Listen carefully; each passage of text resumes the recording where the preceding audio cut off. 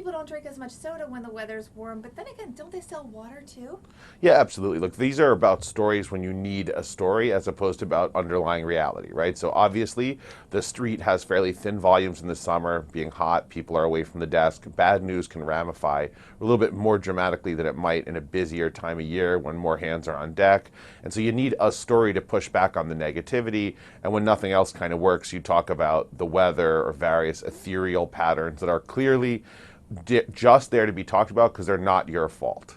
Even Google, which is the company you cover, you were on that earnings call. They mentioned the spring weather in the UK.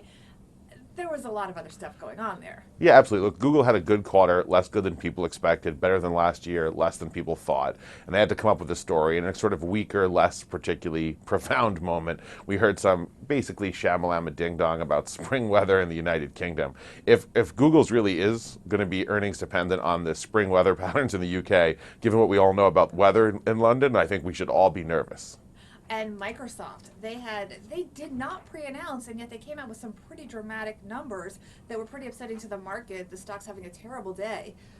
What went on there? Well, Microsoft's had a good run with a lot of hope about particularly penetration into cloud and into the consumer products areas. In other words, modernizing itself to be more competitive with names like Apple and Google that have been kind of taking some of their lunch for quite some time now. What's a little bit puzzling is there has been a huge management shakeup, which is probably the reason, but the $900 million write-down on the surface, which they had sort of pushed as a reason to be bullish on them at Microsoft, is exactly what you always pre-announce. And the fact that they didn't sort of speaks to maybe the management shakeup in there, but it wasn't a great idea, and you can see them suffering for that today.